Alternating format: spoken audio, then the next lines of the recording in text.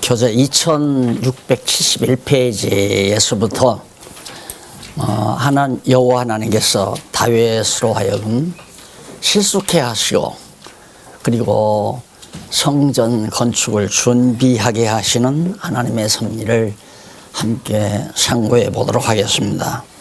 그래서 두 번째가 다윗의 실수가 나오죠.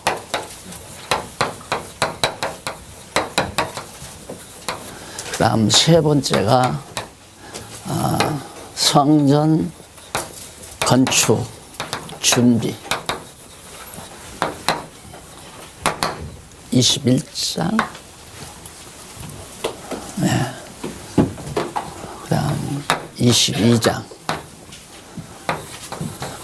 페이지 2671페이지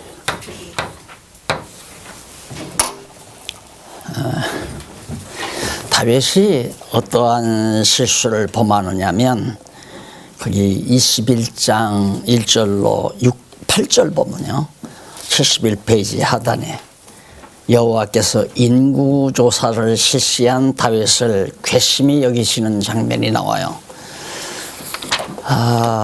지난번에 제가 잠깐 말씀드린 대로 다윗은 이제 나라가 견고해졌잖아요. 하나님께서 언약하신 대로 장관들도 다 잘 들어섰고 아주 실력 있는 능력 있는 전쟁에 능한 장수들로 아주 딱 다윗 왕국이 견고하게 세워졌습니다.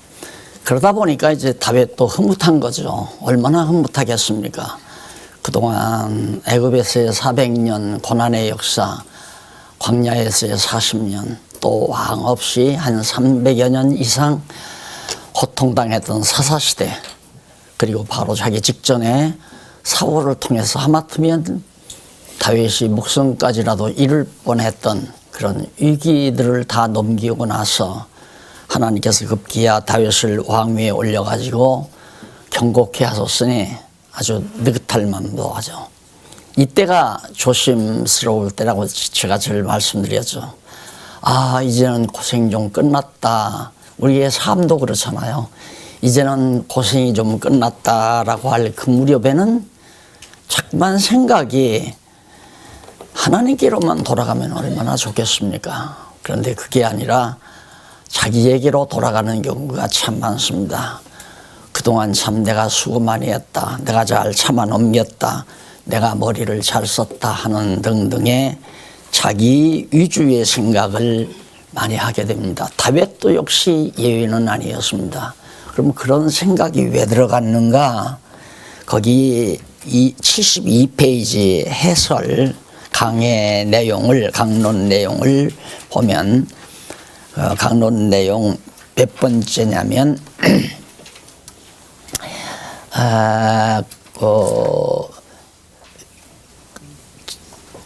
두 번째 나오죠. 두 번째 조금 중간 앞부분에 보면 사단이 일어나 이스라엘을 대적하고 다윗을 격동하여 이스라엘을 기수하게 하였다. 다윗이 백성들의 수를 수를 계수하게 된 숫자를 헤아리게 된 이유는 사단이 격동했다고 그랬어요. 근데 사단이 격동했다고 그랬는데 사무엘하 24장 1절 다섯째 줄 앞부분에 나오죠. 사무엘하에 보면 하나님께서 다윗을 사단을 통해서 격동시켰다고 그랬어요. 여호와 하나님께서 다시 이스라엘을 향하여 진노하셔서 그들을 치시려고 사단을 통해 다윗을 격동시켜 계수하게 하신 것이다. 사무엘하 24장 1절에 나오죠. 그러니까 다윗의 실수가 내가 처음 나와서 말씀드린 대로 여호와 하나님께서 다윗으로 하여금 실수하게 하시고 또 다윗으로 하여금 성전을 건축하게 하셨다.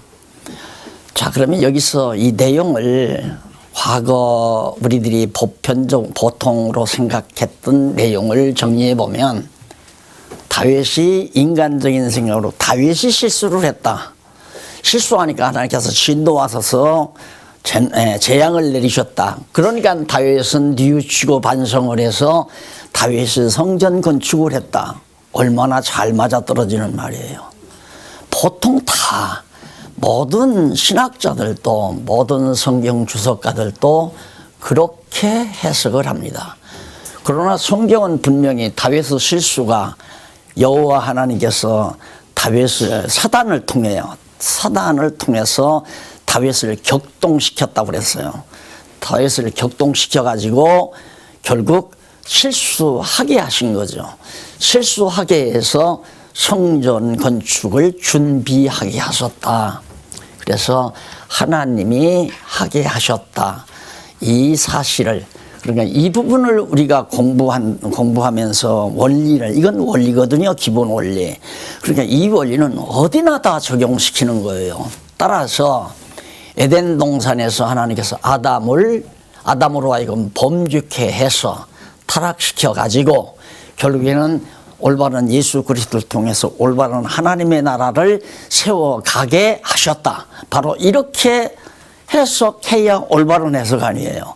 이것이 모두가 다 하나님의 주권성과 관계되어 있고 하나님의 전능성과도 관계에 있는 성경에서 빈틈없는 원리라고 하는 사실을 깨닫게 되는 거죠. 오는 21일 날에는 뭐 독서그룹 목사님들 한 20-30명이 여기를 찾아오신대요. 오셔가지고 그분들이 아마 율법과 죄 그리고 은혜라고 하는 책을 다 읽고 연구를 하고서 굉장히 기대가 지금 많답니다. 이거 뭐 정말 못 들어보던 또 못 읽어본 내용들인데 질문할 것도 많고 그래서 20일 날 와서 주일이 토요일을 했으면 좋겠다고 온다고 이렇게 약속을 했어요. 그게 모두가 다 이런 것들이 정리가 안 되니까 그러는 거예요. 하나님께서 사단으로 하여금 격동시켜서 실수하게 하신 거 아니에요. 내 말이 아니라 사무엘상에 나오는 얘기예요. 자, 그러니까 에덴 동산에서도 사단으로 하여금 마귀, 뱀으로 하여금 격동시켜서 뱀으로 하여금 하와가 선악을 알게 하는 과일을 따먹게 해가지고 타락시켜 저주 아래 내쫓았잖아요. 그렇게 해서 마지막 아담 예수 그리스도를 통해서 하나님의 진정한 나라, 참 올바른 신령한 성전을 건축하게 해 가시는 하나님의 섭리. 그러니까 첫 아담은 실수하게 하고 마지막 아담은 정말 아름다운 성전 건축을 해 나갈 수 있도록 섭리하시는 내용이 이 간단한 내용 속에 21장과 22장 내용의 원리로 잘 담겨져 있는 것을 알 수가 있습니다. 그럼 왜 그렇게 하나님은 실수를 시키는가? 인간이 하나님을 능가하려고 하는 생각 때문에 자꾸만 하나님보다 앞서려고 하는 생각을 기본적으로 인간이 가지고 있어요. 그러니까 에덴 동산에서 아담을 하나님의 형상처럼 만들어 놨잖아요. 그러니까 아담도 하나님 노릇하고 싶은 거죠. 하와도 역시 그런 거 아니에요. 사단이 너 이걸 선악을 알게 하는 과일을 먹으면 하나님과 같이 된다. 여기에 넘어간 거 아닙니까? 여기에 넘어가 가지고 선악을 알게 하는 과일을 따먹고 하나님과 같이 선과 악을 알게 되진 거란 말입니다. 그런 것처럼 다윗도 아주 승리하고 이제 나라가 견고하니까 내가 왕이다. 정말 내가 잘 싸웠다. 나는 전쟁에 실패해 본 적이 없다. 왕위에 올라앉아서 전쟁하는 전쟁마다 다 이기잖아요. 그러니까 자고할 만하죠. 그럼 왜 하나님이 실수를 시키는가? 자고하지 못하게 하려고. 너는 너야. 너는 나의 피조물이야. 내가 너를 왕을 시킨 자고 너를 왕으로 안 시킬 수도 있고 시킬 수도 있는 전능자야. 이걸 깨닫게 하기 위해서. 그래서 사도 바울은 이런 경우를 이렇게 말을 해요. 왜 하나님이 인간을 바로 율법 아래 가두어 놓는가? 바로 율법의 저주 아래 우리를 두어 가지고 죄인 되게 하시는가? 입 다물으라고. 자랑하지 못하게 하려고 한다고 그랬어요. 자랑하지 못하게 하려고. 그러니 이 성경을 깨닫고 나면요, 진짜 나라고 하는 존재가 뭔가가 적나라하게 들어가잖아요. 결국은 성경을 깨닫는 데는 첫째로 여호와 하나님을 알게 되죠. 어떤 분이신 줄 알게 되면 그 대비 여호와 하나님을 아는 지식에 의해서 나라는 존재가 어떠한 것을 아니까 입이 다물어지는 거죠. 자랑하지 못한다 이 말이에요. 아무리 자기가 성공을 해서 온 세상을 지배하는 권력자라 하더라도 또 자기가 엄청 돈을 많이 벌어서 큰 재벌이 됐다 할지라도 명예가 높은 그런 벼슬을 얻었다 할지라도 자랑거리가 안 된다 이 말이에요. 그러나 우리는 계속해서 이 세상 사는 동안 자랑거리를 만들기 위해서 살잖아요. 얼마나 목표를 잘못 정하고 살아요. 그러니까 내 뜻대로 안 되는 거죠. 하나님께서는 우리를 자랑하지 못하게 하시려고 아담도 타락하게 한 것도 다윗도 실수하게 만드는 건데 우리는 하나님의 뜻과는 반대로 자랑할 것 많이 만들기 위해서 산다 이 말입니다. 그러니까 성경 공부는 성경의 내용을 그냥 자세하게 쫙쫙쫙쫙 다 암기하는 게 중요한 것이 아니라 하나님 성경 속에는 하나님의 섭리가 담겨지죠. 섭리 내용이 그 내용 속에서 원리를 찾는 거죠. 기본 원리를 잘 찾아서 내 삶에 내가 적용하고 사는 것이 나의 양식이 되는 거란 말입니다. 자, 그럼 오늘 공부를 했으면 내가 지난번 친구 만나서 은근히 내 아들이 공부 잘한다고 한 것도 참 내가 주책을 부렸구나 이런 생각 들 거 아니에요. 저도 역시 그런 게 참 많아요. 저도 그런 생각을 참 많이 하고 살면서 나이가 들어갈수록 조금 더 이제 생각이 깊어져 가더라고요. 그래서 한마디 더 했으면 좋겠는데 여러분들이 웃으실까 봐서 목회는 80이 돼서 시작해야 되겠구나 이런 생각을 많이 한다니까요. 50대, 40대, 50대, 60대 주책을 얼마나 많이 부렸는지 정말 주책 많이 부리고 살잖아요. 자기가 잘난 것 같고 위대한 것 같고 그걸 뭘로 보느냐면 자꾸 남의 잘못을 지적하잖아요. 한국교회 목사들이 어떻고 전통신학이 어떻고 저떻고 그 말은 내가 잘했다 이 말을 은근히 부각시키는 내용으로 40, 50대에 천장이 떠나가라고 내가 고함심이 살았잖아요. 부끄럽기도 하고요. 솔직히 그게 다 하나님께서 그렇게 실수하게 만들어 가시는 거거든요. 한국교회 지도자들로 하여금 실수케 하시는 하나님. 그 이유는 이제 바르게 살아가게 하시려는 하나님의 섭리가 담겨져 있다. 그래서 허다한 많은 분들은 한국교회가 지금 침체기에 접어들었고 하락 시세에 지금 하락하는 장면이다라고 해서 절망적인 생각을 하지만은 저는 그렇게 생각 안 해요. 이것이 하나님께서 일단 한국교회만 실수하게 하는 것이 아니라 서구신학 자체를 실수하게 한 거거든요. 서구신학 자체가 성경을 몰랐어요. 성경이 진짜 참 원리를 깨닫지 못하니까 잘못 가르쳐 왔고 잘못 신학을 정리해 왔단 말입니다. 그러면 그게 누가 한 일인가? 하나님이 그렇게 깨닫지 못하게 해서 지혜를 안 주어가지고 깨닫지 못하게 해서 성경을 올바로 알지 못하고 잘못된 교리를 만들고 고백서를 만들고 잘못된 헌법을 만들어서 잘못된 교회를 세워가도록 하나님이 하신 거란 말입니다. 그래서 한마디 다 지금 의중에 알고 계시겠지만 모든 분들은 우리 교회 사태에 대해서 비난을 해요. 나는 비난거리가 아니라고 나는 생각해요. 비난거리로 생각하는 사람은 성경을 잘못 알고 계시는 분들이에요. 한번 이렇게 경험하게 하시는 분이 누구냐면 하나님이 하시는 거다.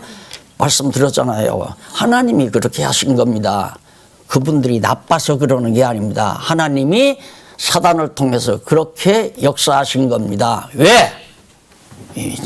진짜 올바른 교회 하나님의 나라를 세워가게 하기 위해서 21장 22장 공부 다 했습니다.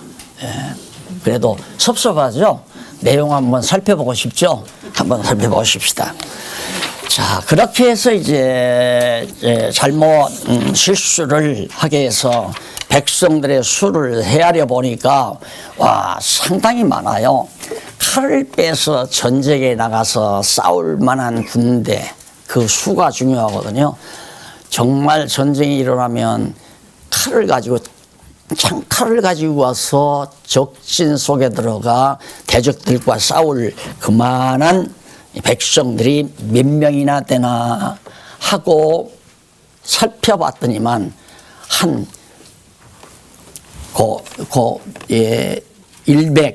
120만에다가 47만을 보태면은 167만 명, 167만 명이나 되잖아요. 그러니까 167만이면 우리나라 군대가 60만 아니에요. 거의 3배 가까이 되는, 3곱이 되는 숫자입니다. 그러니 얼마나 못하겠어요.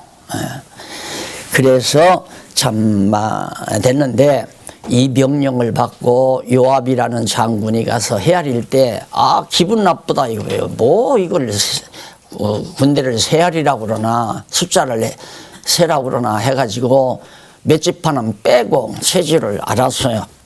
그런 결과가 있었는데 그때 이제 하나님께서 7절에 보면 성경 본문 72페이지 7절 성경 본문 위에서 7째 줄 뒷부분에 나옵니다. 7절 하나님이 이 일을 괘씸히 여기사 이스라엘을 치심에 다윗이 하나님께 아뢰되 내가 이 일을 행함으로 큰 죄를 범하였나이다. 참 놀랍죠? 그래서 내가 좀 하나님 앞에는 송구스러운 말씀이지만 하나님이 시효를 한다. 이렇게 언젠가 아마 명동에서 내가 그 얘기한 것 같아요. 명동 모임에. 하나님께서 사단을 격동시켜 다윗으로 하여금 실수하게 해놓고는 너 왜 실수했느냐고 하나님이 또 괘씸히 여기고 우리들을 어쩌라는 얘기예요. 그러면 우리들이 하나님을 왜 그랬느냐고 할 수 있느냐. 바울은 이런 경우에 네가 감히 네 위에 하나님을 이러쿵저러쿵 판단하느냐 이거예요. 감히 하나님을 힐문하느냐. 하나님이 그렇게 실수시켜놓고 왜 또 괘씸하게 여기십니까? 우리 생각으로 봐서는 할 말이 되잖아요. 바울은 입 다물으라 이 말이야. 네가 감히 뭔데. 하나님이 흙을 빚어서 만들어 놓은 존재라 이거예요. 너를 너답게 만들기 위해서 하나님의 백성을 하나님 백성답게 만들기 위해서 실수케 하고 올바로 깨닫게 하고 이것이 하나님의 섭니다. 자, 우리들 그동안 실수 많이 하며 살아오잖아요. 범죄도 많이 하고 안 하고 사는 사람 하나도 없잖아요. 참 무하다. 그래서 지난번에도 여기서 얘기한 얘기가 아니 지금 세속 나라에서 적폐청산 한다고 그러지만 다 대상이죠. 뒷조사 다 해보면 유장전입한 사람도 있고 세금 떼먹은 사람도 있고 나도 했거든요. 유장전입을. 왜? 이거 산다고 복지관 땅 사는데 내가 여기 이사 와야 된대요. 그러니까 이사도 안 오고 주민등록도 다 옮겨다 놨단 말입니다. 나도 적폐 대상이에요. 그러니까 그런 문제가 국회에서 발의가 되면 아이고 나도 저런데 나는 그네 총리 할 생각도 말고 장관 할 생각도 말고 국회의원 할 생각도 말고 하지 말아야 되겠다. 그럼 누가 해요? 누가 하느냐 이 말이에요. 좀 그래도 얼굴 들고 살만한 사람들은 다 그래도 자식들 성공시키려고 좋은 학교 있는 대로 위장전입도 하고 뭐 해외로 보내기 위해서 또 거짓병도 할 수 있고 다 그러면서 다 세상 살아가는 거 아니에요? 그런 실수뿐만 아니라 결정적인 많은 실수들을 하고 사는 것이 우리들인데 하나님께서 우리를 죄 아래 가두어서 죄의 종노릇을 시켰기 때문에 죄가 우리를 죄짓게 만든다고 하는 걸 바울이 말했잖아요. 오라 나는 곤고한 사람이로다. 내가 선을 행하고자 하는 마음, 하나님의 뜻대로 선을 행하고자 하는 마음은 간절한데 어째서 내 마음대로 선은 안 행해지고 자꾸만 죄가 져지는가. 범죄를 하게 되는가? 그리고 가만히 살펴보니까 죄의 권세가 나를 죄 아래로 이끌어가더라 이 말이에요. 그러니까 죄 짓고 사는 사람들이 자기가 사는 게 설령 내가 죄를 졌더라도 박용기가 죄를 지은 것이 아니라 박용기 안에서 지배하고 있는 죄의 권세가 나를 죄 짓도록 이끌어가는 거다 그 말이에요. 자, 이런 걸 우리가 정당하게 성경대로 알게 되면, 예를 들면 내가 오늘 살아가는데 범죄의 소굴에 내가 끌려가는 걸 내가 알고 있어요. 알고 있으면 자기의 의지로 아무리 거기를 벗어나려고 해도 안 돼요. 그건 안 된다. 바울이 그러잖아. 원하는 마음은 간절한데 의지는 강하다. 죄를 안 짓겠다는 의지는 강하다 이거예요. 그런데 범죄가 해진다. 왜 그러나 했더니만 바로 죄의 권세가 죄가 나를 죄 아래로 이끌어가기 때문이더라. 자, 이런 과정을 깨달으면서 이제 그 청소년 시절에 성자가 되겠다고 몸부림쳤던 지난날의 생각이 자꾸 주마등이 필름처럼 살아 움직이는 거죠. 어리석은 삶을 내가 살았다. 정말 어리석었죠. 죄 안 짓고 내 의지로 죄를 안 짓고 성자가 되려고 몸부림쳤던 삶이 참 가소로워서 나 혼자서 그냥 빙그레하고 비웃음, 나 스스로를 향해서 비웃는 그런 모습을 하는 때가 간간히 많이 있습니다. 안 돼요. 그래서 여호와 하나님만 경외하며 살 수밖에 없는 거 아니에요. 그가 망하게 하시면 망하고, 그가 흥하게 하시면 흥하고, 그가 죄짓게 하면 죄 짓는 거고, 그가 하나님의 뜻대로 살게 하면 하나님의 뜻대로 사는 거고. 그래서 우리가 하나님의 뜻을 따라 선하게 산 모든 열매들을 우리의 열매, 박용기의 열매나 장로님들의 열매나 권사님들의 열매가 아니라 성령의 열매라고 바울은 갈라디아에서 말하는 겁니다. 철저히 여호와 하나님만 의지케 하기 위해서 1차적으로는 아무 소리 못하게, 익소리 못하게, 자랑하지 못하게 하려고 하나님께서 실수케 하는 거다. 그러니까 좀 부모 앞에서도 큰 소리 치는 아들은 꽤 잘 나가는 아들이 와서 큰 소리 칩니다. 와서 탁 큰 소리 치면서 큰 기침하면서 아버지 어머니 있는 집을 찾아가는 거예요. 왜? 나 돈 벌었습니다. 아버지보다는 내가 성공했습니다. 이런 사람들이 부모 앞에서 큰 소리 치는 거거든요. 마찬가지예요. 하나님 앞에서도 제가 잘난 줄 아는 사람들이 하나님 앞에서 큰 소리 치고 자랑하기 때문에. 그런데 알고 보면 자랑할 게 아무도 없죠. 부모 앞에도 자랑할 게 없잖아요. 엄밀히 말해서 친구 앞에도 그렇고 누구 앞에도. 그래서 하나님께서는 결국 그에게 여호와께서 9절로 17절 보면 온역으로 백성 7만이 죽자 다윗이 여호와께 회개하게 만드는, 여호와께서 재앙을 내려요. 그 재앙을 내리는데 갓이라는 선지자를 통해서 다윗에게 찾아가 세 가지를 지시하라고 그랬어요. 3년 기근을 줄까? 아니면 3개월, 석 달 동안 대적에게 맡겨줄까? 아니면 3일 동안 온역 재앙을 받을 거냐? 어느 것을 채택할 거냐? 가서 다윗에게 물어봐라 그러니까 갓 선지자가 와서 다윗에게 그걸 제시를 했거든요. 세 가지. 3년 동안 기근, 그 다음에 3개월 동안 대적에게, 그 다음에 3일 동안 온역 재앙. 다윗이 가만히 생각해 보니까 3년 기근은 너무 또 길기도 하고 또 석 달 동안 대적에게 망한다는 건 자존심도 상하고 차라리 그럴 바에야 하나님이 내리시는 온역 재앙을 당하는 게 낫겠다 하고 온역 재앙을 택한 거예요. 그리고 온역 재앙을 딱 내리니까 7만 명이 죽어져 가잖아요. 7만 명이. 그래서 다윗이 하나님 앞에 이제 회개하게 되죠. 내가 어리석은 짓을 했습니다.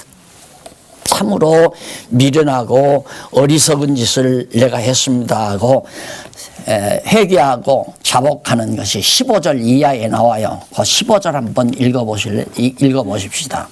중간쯤 나와요. 성경 본문 중간쯤 뒷부분에 보면 15절 하나님이 예루살렘을 멸하려 사자를 보내셨더니 사자가 멸하려 할 때에 여호와께서 보시고 이 재앙 내리심을 이유치사 멸하는 사자에게 이르되 족하다. 이제 7만 명 죽었으니까 족하다. 더 이상 하지 말아라.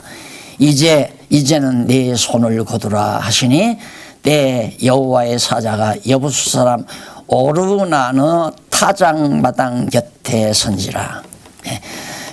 사자가 천사가 내려와서 재앙을 내린 거죠. 그래서 다윗이 눈을 들어 그 사자를 보게 됩니다. 그래서 오르난의 타작마당이라고 하는 그곳은 어떤 곳이냐면 아브라함이 왜 아들 이삭을 바쳤죠? 모리아산, 그 모리아산이에요. 그것이 이제 이때는 오르나노 타작마당, 곡식을 타작하는 타작마당이 되고요. 나중에는 여기가 솔로몬이 성전을 건축하는 성전터가 됩니다. 그래서 그게 17절에 보면 하나님께서 이르되 명하여 백성을 계수하게 한 자가 내가 아니니까 범죄하고 악을 행한 자는 곧되니이다. 내가 백성을 계수했는데 백성이 무슨 죄가 있기에 하나님 7만 명이나 백성을 이렇게 생명을 가져가십니까? 하고 하나님 앞에 정말 자복하고 회개하는 장면이 나오죠. 그 다음 이제 18절로 27절에 보면 넘어가서 76페이지 하나님께서 다윗이 쌓은 번제단 위에 불을 내어 놓습니다. 자, 다윗이 이제 하나님께 그렇게 해놓고는 번제단을 쌓아 하니까 다윗이 오르난이라는 사람이 타작하는 타작마당 그 땅이 좋아가지고 가서 이 땅을 나한테 값을 주고 달라. 그래서 이제 거기 곡식을 실어 나르는 수레가 있고 그걸 끄는 소도 있고 거기에 곡식도 있고 하는데 내가 여기서 하나님 앞에 제사를 드리려고 하니까 이것 좀 나에게 제공해 달라 그러니까 오르나니 아이고 왕이 와서 그러니까 아유 마음대로 다 쓰시라고. 아니다. 내가 값을 다 주겠다 이거예요. 왜? 율법에 값을 치르지 않고는 제사를 제물을 드리면 안 된다고 그랬잖아요. 그건 물론 이제 예수 그리스도가 영원한 제물로서 우리의 죄를 위하여 대신 죄값을 치르시는 것에 대한 하나의 모형이죠. 모형이기 때문에 값을 치러라.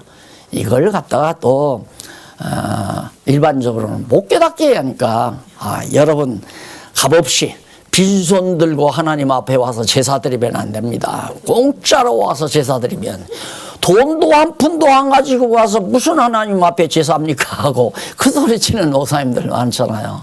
모르니까 그런 거예요. 과거에는 나도 그걸 비난을 했는데 요즘에는 참 많이 철이 든 것 같아요. 이제 비난보다는 하나님이 모르게 한 걸 어떡하냐 이거예요. 못 깨닫게 한 걸. 안 그래요?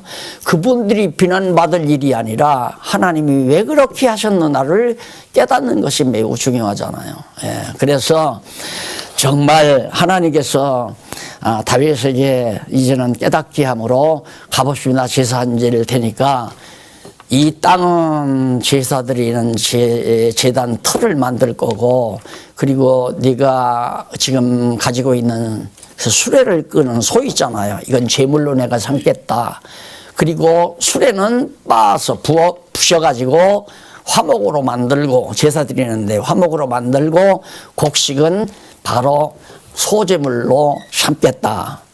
그래가지고 오르난에게 값을 주고 다윗이 제사를 드린 것이 바로 지금 18절 이하에 나오는데 그 제사를 드리자마자 하나님께서 하늘로서 불로 내려서 제물에 응답하시는 사실이 있습니다. 이제는 내가 너를 용서하겠다고 하는 확증을 보여주는 것이요. 죄를 용서함 받게 만들어준 겁니다. 이렇게 해서 21장 28절로 30절에 보면 다윗이 여호와의 장막과 번제단 있는 곳에 가지 못하게 만들어요. 자, 이쯤 그러고 보니까 이제는 이거 여호와의 장막이 여호와의 장막은 기브온 산당에 머물러 있었어요. 제사는 그런데 어디서 드렸냐면 바로 여기 오르나노 타작마당에서 드렸고, 그 타작마당에서 제사를 드릴 때 하나님께서 불러응답하시는 모습을 보고 다윗이 정말 기브온 산당에 가지를 못했어요. 여호와의 이름을 두신, 그러니까 광야에서 가지고 온 장막 속에 아직 언약궤가 들어있잖아요. 거기를 다윗이 무서워서 못 갔다 이 말입니다. 그렇게 해서 이제 다윗이 제자리를 찾은 거죠. 하나님 앞에서 겸손한 자세, 낮아지는 자세, 자기는 하나님 앞에 죄인일 수밖에 없는 자세, 이런 자세를 다윗이 갖추게 하신 다음에 하나님께서 다윗으로 하여금 성전 건축을 준비케 하시는 내용이 22장에 나타나 있습니다. 거기 22장 1절로 5절에 보면 다윗이 명하여 전 건축을 위해 자재를 준비하게 합니다. 이제는 여호와께서 명하신 대로 여호와께서 성전을 건축하게 해주신다고, 누구를 통해서? 아들, 내게서 날 자 아들을 통해서 성전 건축한다고 했으니까 자재를 내가 준비해야 되겠다 생각을 하고, 백성 헤아릴 생각은 하지 아니하고 이제는 여호와의 이름을 바르게 모실 수 있는 성전을 건축하는 준비를 하는데, 석수장이들을 시켜서 이제 돌들을 가다듬고요. 그 다음 많은 자재들을 준비하고 거기에 필요한 건축 자재에 필요한 것들을 하나하나 많이 그렇게 준비해 놓는 장면이 거기 나옵니다. 그래서 4절에 보면 또 백향목을 무수히 준비하였으니 이는 시돈 사람과 두로 사람이 백향목을 다윗에게로 많이 운수하여 왔습니다. 지난 시간에 말했죠. 시돈, 두로 왕이 당신 왕궁을 짓는데 모든 것 다 주겠다. 그런데 성전 짓는데도 그 제목들을, 그게 레바논 산에서 수백 년 동안 눈보라 속에서 자란 나무라고 그랬잖아요. 그래서 백향목이란 말은 흰산이라는 뜻인데 눈이 덮여 있기 때문에 흰산이거든요. 그러니까 강하죠.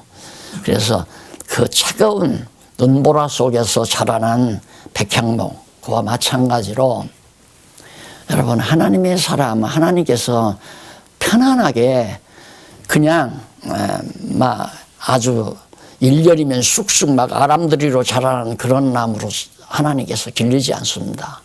모질게, 눈보라가 치는 모진 환경 속에서 단단하고 견고하게, 그런 속에서 자라나야 나무가 튼튼하고 향도 좋고, 그렇게 하나님께서 길러서 영원한 하나님 나라 성전 건축의 자재로서 하나님이 쓰신다는 생각을 늘 해야 되거든요. 저는 저도 역시 그걸 알기 때문에 늘 어려운 일이 와도 당연히 어려운 일이 오겠지 이렇게 생각하다가도 조금 어려운 일이 오면 이거 왜 그러나, 이런 일을 안 주면 안 되나, 이런 생각이 순식간으로 나온다 이 말이에요. 우리의 편안함이, 우리의 평강이 사라지는 이유는 내 눈앞에서 펼쳐지는 현실 때문에 그렇습니다. 하나님께서는 우리를 더 경고케 하시기 위해서 모진 환경을 허락해 주는데 우리는 반대로 생각한단 말입니다. 내가 하나님 여호와 경외하고 지난 주일에도 정말 교회 가서 말씀 공부하고 왔으니까 좀 모든 일 잘 되게 해 주겠지 하고 장사태에 나갔는데 그날따라 손님이 하나도 안 와버린다. 그러면 짜증이 나잖아요. 이거 왜 이러시나, 정말 하나님이 계신가 안 계신가, 이런 생각을 할 수밖에 없는 거이 우리 인간의 어리석음이에요. 그래서 하나님께서 이 아침에도 또 듣고 그래야 생각이 나니까, 안 들으면 생각이 안 나잖아요. 또 듣고. 그래서 나이 많은 할머니 할아버지가, 또 나이 많은 부모님께서 잔소리가 많아진다는 것은 살면서 얻어진 지혜가 많잖아요. 근데 젊은 사람들 사는 거 보니까 저건 아닌데 그러니까 자연히 입이 터져 나오는 거예요. 그건 아니다, 그렇게 해라. 그런데 젊은 사람들은 그걸 싫어하잖아요. 우리는 또 듣고 하나님의 한마디 합시다. 그냥 하나님의 잔소리는 들어야 된다. 오늘 이 아침도 하나님의 잔소리가 우리에게 들리는 거다. 하나님은 백향목처럼 모진 눈보라 속에서 우리를 오랜 기간 연단 속에서 길러가신다. 왜? 하나님 나라, 영원한 나라의 백성, 영원한 나라의 제목으로 하나님이 쓰시기 위해서. 그래서 그런 제목들을 솔로몬이 많이 준비해 놨어요. 그래 놓고는 6절로 16절에 가보면 다윗이 그 아들 솔로몬에게 전 건축할 것을 부탁을 합니다. 자기가 부탁 안 해도요, 하나님이 다 해요. 그런데 여하튼 자기가 다 준비해 놓고는 아들 이제 자라나는 솔로몬을 딱 불러가지고, 왜? 솔로몬이 자기 아들이 많아요. 아내도 많기 때문에 여러 아내에서 난 아들들이 많은데 하필이면 못된 짓을 해가지고 난 아들 솔로몬을 불러가지고 네가 하나님의 전을 건축하라. 내가 여차여차 다 준비해 놨다. 그러면서 6절로 12절에 보면 밑에 부분에 나오죠. 밑에서 두 번째 줄. 81페이지 6절로 12절에 보면 다윗이 여호와의 언약을 들어 아들 솔로몬에게 여호와의 전을 건축하라고 부탁하는 내용인데, 여호와 하나님께서 내가 성전을 지으려고 했는데, 다윗이 하는 말이에요. 내가 하나님의 전을, 여호와의 전을 내가 지으려고 노력했는데 하나님께서 너는 내 손에 전쟁을 많이 해가지고 사람들을 많이 죽여서 피를 많이 흘렸기 때문에 너는 하지 말아라. 너는 안 된다. 내가 너를 통해서 내 집을 짓지 않겠다. 내가 언제 너희들로 집 지어달라고 하더냐. 그러나 내가 내 아들을 통해서, 내 몸에서 날짜를 통해서 내 집을 지켜야 할 거니까 너는 염려하지 말라. 여호와 하나님이 그렇게 말씀하셨다. 그러니까 여호와 하나님이 그렇게 언약하셨기 때문에 틀림없이 여호와 하나님이 너를 통해서 성전을 건축할 테니까 너는 성전을 아름답게 건축해라 하고 부탁하는 장면이 바로 12절까지 나와요. 그리고는 13절로 16절에 보면 82페이지 2682페이지에 보면 중간 조금 내려가서 13절 16절 다윗이 모세로 명하신 율법을 들어 아들 솔로몬에게 격려해 주는 내용입니다. 격려해 주는 건 뭐냐면 거기에 그 13절에 제가 그걸 조금 체크를 안 하고 지나갔는데 13절 한번 들어보십시오. 13절에 어떤 내용이 나오느냐 하면 밑에서 성경 본문 밑에서 8째 줄입니다. 뒷부분에 밑에서 8째 줄. 네가 만일, 이 가정법이죠. 네가 만일 여호와께서 모세로 이스라엘에게 명하신 모든 율례와 규례를 삼가 행하면 형통하리니. 자, 그러면 이 말씀을 딱 보면 하나님께서 다윗을 통해서 솔로몬을 통하여 성전 짓는다고 했는데 솔로몬이 만약에 율법대로 행치 아니하면 안 된다는 얘기 아니에요. 가정이니까. 그러니까 이게 앞뒤가 안 맞는 거죠, 성경에. 그래서 다시 해설 넘어가 보시면 82페이지 그 13절로 16절 아래로 세 번째죠. 아래로 두 번째 앞에 보면 다윗은 먼저 네가 만일 여호와께서 모세로 이스라엘에게 명하신 모든 율례와 규례를 삼가 행하면, 가정법이죠. 만일이니까 형통하리니. 네가 율법대로 잘 살면 형통하고 못 살면, 안 살면 형통치 않다. 그런 얘기가 된단 말입니다. 강하고 담대하라. 담대하여 두려워 말고 놀라지 말지어다라고 했는데 이 말씀은 잘못된 번역이에요. 잘못된 번역인데 그게 뭐냐면, 너는, 내가 이제 다시 번역해 드린다면, 내가 여호와께서 모세로 명하신 율례와 규례와 명하신 모든 율례와 규례를 삼가 행하게 될 것이기 때문에 그렇게 돼. 뭐뭐 할 것이기 때문에 뭐뭐 할 것이기 때문에 이게 만일이라는 뜻이 아니 이 만일이라는 말이 바로 뭐뭐 할 것이기 때문에 이런 뜻이에요. 네가 그러니까 모세의 율법대로 잘 행할 것이기 때문에 너는 형통하게 된다. 그러니 강하고 담대해라. 이렇게 번역을 해야 올바른 번역 아니에요. 그래서 자꾸만 이런데 번역 하나가 잘못됨으로 말미암아 모든 교사들이 여러분 하나님께 잘못하면 하나님이 벌 줍니다. 하나님께 잘하면 하나님이 축복해 줍니다. 이런 말을 할 수밖에 없잖아요. 잘못 번역을 해서. 그러니까 이것도 역시 마찬가지예요. 지난 날에는 나도 아이고 정말 그렇게 무식할까 비하하는 생각을 많이 했죠. 지난 날에 그 주석학자들을 비하하는 생각을 많이 했는데 지금은 하나님 앞에 얼마나 죄스러운지. 그러면 너는 똑똑하고 잘나서 잘 번역했냐? 그건 아니잖아요. 하나님께서 지혜를 줘서 보게 했기 때문에 발견한 것이지 하나님께서 나도 어둡게 했으면 모르는 거죠. 그래서 정말 하나님께서 성전을 준비하게 하셨다는 말이 이런 데서 분명하게 확신 있게 말씀드리는 겁니다. 자, 그 다음에 17절로 19절 보면 다윗 왕이 방백들에게 건축하는 일에 협력할 것을 당부를 하죠. 그런데 당부하는데 거기 보면 한번 읽어보실까요? 다윗이 또 이스라엘 모든 방백에게 명하여 그 아들 솔로몬을 도우라. 앞으로 자기 방백들을 향해서 내가 죽더라도 솔로몬이 성전 지을 때 도와라. 가로되 너희 하나님 여호와께서 너희와 함께하지 아니하시느냐. 하나님 여호와가 우리와 너희들과 함께 하시는 거니까 정말 뭘 보고 그걸 하는가. 사면으로 너희에게 평강을 주지 아니하였느냐. 그러니까 다윗이 전쟁하는 것마다 다 이겨버리니까 대적들이 쳐들어오질 않아요. 왜 이렇게 평안하게 하셨을까?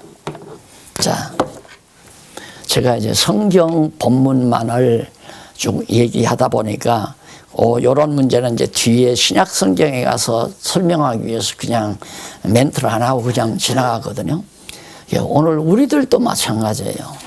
우리들의 마음에 평강을 주시고 가정에 평안을 주신 이유가 뭔가 바로 그거거든요. 그런 걸 깨닫게 되는 거죠.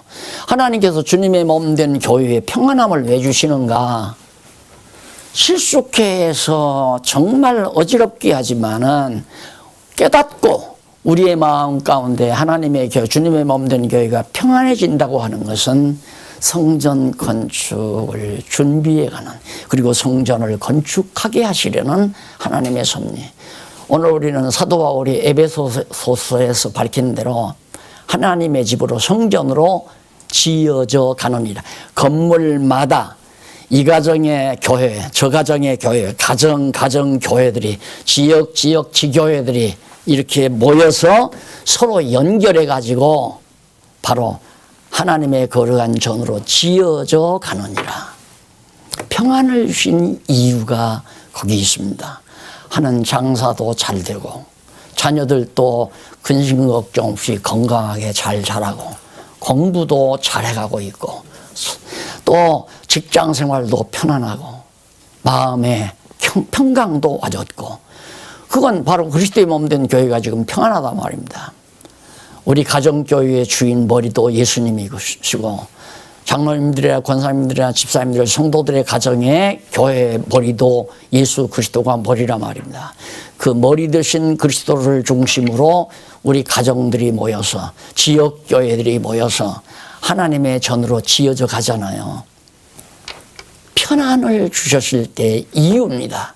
왜 우리의 심령의 평강을 왜 주셨는가? 하나님의 집으로 지어져 가게 하시려고. 그래서 하나님의 집으로 짓는다는 말은 간단하잖아요. 각자 우리가 다 하나님의 집을 짓는데 자제들이란 말입니다. 눈보라 속에서 자라난 아주 견고하고 튼튼하고 향이 좋은 그런 좋은 자제들인데 내가 어느 곳에 쓰임을 받는가, 하나님의 집에 어느 곳에 쓰임을 받는가, 그게 바로 은사 시행이라고 그랬잖아요. 나는 하나님께서 무슨 은사를 주셨는가, 하나님의 집에 어디에다 쓰려고 나를 이 세상에 태어나게 해서 말씀을 깨닫고 마음의 평강을 가지고 가정의 평안과 가정 식구들의 마음의 평안을 왜 주셨을까, 어디에 쓰시려고. 그래서 각각 은사를 찾아 하나님 앞에서 살아가는 삶이 바로 여호와 하나님께서 그렇게 하게 하신다. 그러니까 독촉하면 안 돼. 당신 이거 해라 저거 해라. 자기가 예수가 아니잖아요. 교회 몸된 머리가 아니잖아요. 그러니까 누구도 누구에게 이래라 저래라 할 수가 없는 거죠.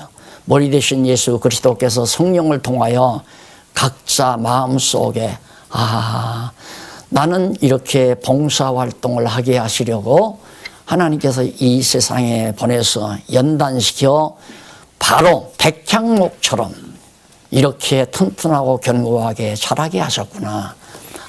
나는 이렇게 하나님의 말씀을 어린 영혼들에게 가르치라고 지혜를 주어서 말씀으로 무장케 하셨구나.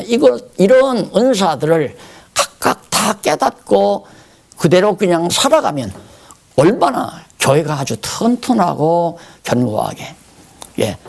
첫 번째 교회는 무너지지만 두 번째 짓는 교회가 튼튼하다. 실수한 이후의 교회가 튼튼하다 하는 사실을 깨닫는다면 참 복받은 거죠. 우리가 정말 복받은 거 아닙니까? 이 집을 짓는 것도 우리가 짓는 게 아니에요. 머리 대신 예수 그리스도가 성전으로 지어져 가게 하시는 거지. 에베소서 2장 마지막 부분에 나오잖아요. 자, 그래서 바로 건축하는 일에 협력하라. 그래서 내가 협력과 합력이 뭐가 다른가 뉘앙스로 봐서는 나는 협력이라는 말보다는 합력이라는 말이 좋다. 그러나 보편적으로는 다 협력이라고 쓰니까 합력이라는 말은 잘 안 쓰잖아요. 그냥 협력이라고 했지만 합력입니다. 다 누구를 위해서 하는 건 협력이지만 우리는 그리스도 안에서 서로 힘을 모으는 거니까 합력이라는 말이, 그래서 협의회보다는 합의회가 참 좋은데 별나기도 하다 사람들이 자꾸 그럴까 봐서 별나기는 별나지만은 하여튼 별나다라고 하는 소리는 별로 듣기가 싫으니까 까탈없다라고 생각하는 거 아니에요. 맞는 얘기인데 합의회란 합의회, 기독교 지도자 합의회, 교회 동력자 합의회 얼마나 좋아요. 그래서 하나님께서 협력하도록 다윗을 통하여 신하들에게 부탁하는 내용으로 해서 과연 정말 성전 건축 준비를 다윗이 뻔하게 잘 해간 내용이 여기에 달려 있습니다. 사실 우리는 지금 성전 건축을 준비하기 위해서 하나님께서 연단을 받는 자들도 있고 성전 건축에 직접적으로 쓰임받는 자들, 왜 지어져 가니까 지어진 교회 상태는 현재 은사 따라 일하는 거고 은사를 따라서 하는 일이 없다면 연단받는 과정이라고 생각하면 됩니다. 그럴 거 아니에요. 아직 눈보라가 덮인 레바논 산에서 더 눈보라 속에서 자라나야 되니까 그대로 자라나고 있는 거고 어디에 쓰일지는 모르죠. 그러니까 할 일을 모르고 하나님의 말씀을 지금 배우면서 연단 속에 살아나가는 거고, 뭔가 이건 내가 하나님 앞에서 사명이다, 이것만은 하나님 앞에 사명이다 강조하고 싶은 거예요. 정말 강조라기보다도 힘주어 말씀드리고 싶은 것이 뭐냐면 사명. 이건 누구 눈치 볼 것도 없고 누구 명령 기다릴 것도 없고 누구에게 칭찬받으려고 할 것도 없고 오직 나는 이걸 위해서 태어났다. 하나님이 나는 이걸 위해서 이 세상 보내가지고 모진 세월 40-50년 살게 하셨구나. 이걸 깨닫고 이제는 목적을 위해서, 하나님이 나를 이 세상에 보내신 목적을 위해서 남은 여생 목숨 내대고 그것이 사명이에요. 목숨을 담보하고 하는 일은 사명이고 먹고 살기 위해서 하는 일은 목숨 담보하면 안 되잖아요. 돈 벌기 위해서 목숨 내건다? 이런 바보 멍청이가 어디 있어요. 안 그래요? 돈 벌기 위해서 목숨 내다고 한다? 그건 아니란 말입니다.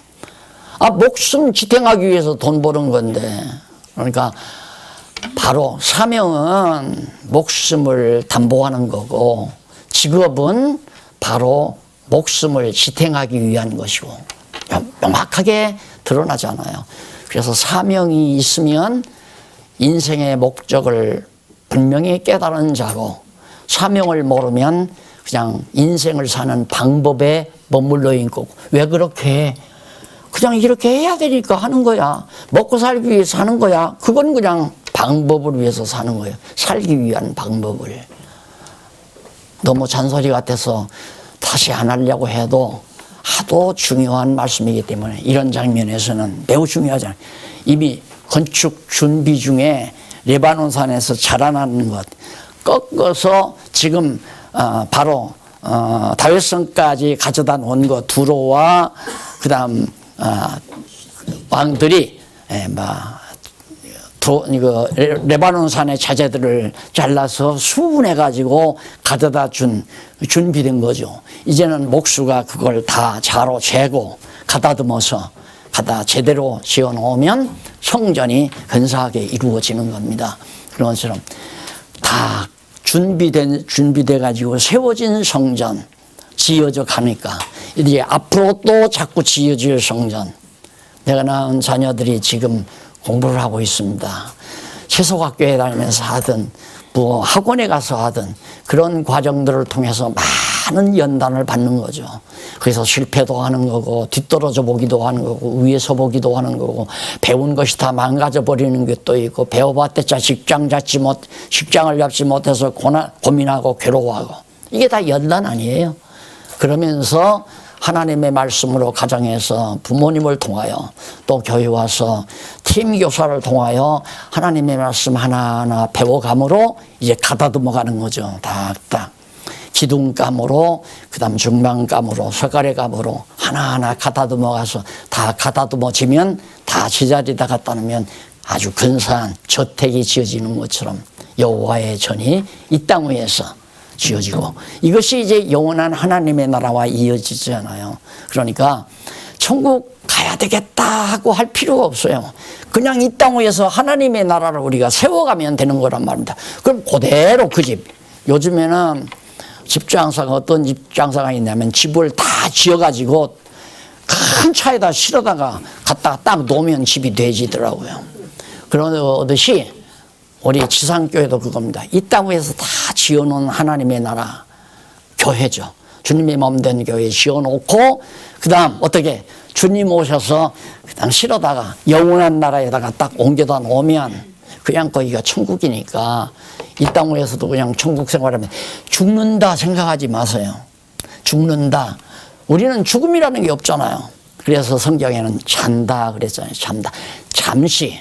너무너무 많이 수고를 했으니까 잠시 편안히 안식을 취하다가 눈 떠보면 하나님의 나라가 이루어지는 거니까. 기도하십시오. 자비하신 아버지 하나님, 오늘 이 아침도 하나님의 귀한 말씀 함께 나눴습니다. 실속게 하시고 또 하나님의 뜻을 따라 살게도 하시는 전능자 하나님만을 온전히 경외하며 찬양케 하시옵소서. 예수님 이름으로 기도드립니다. 아멘.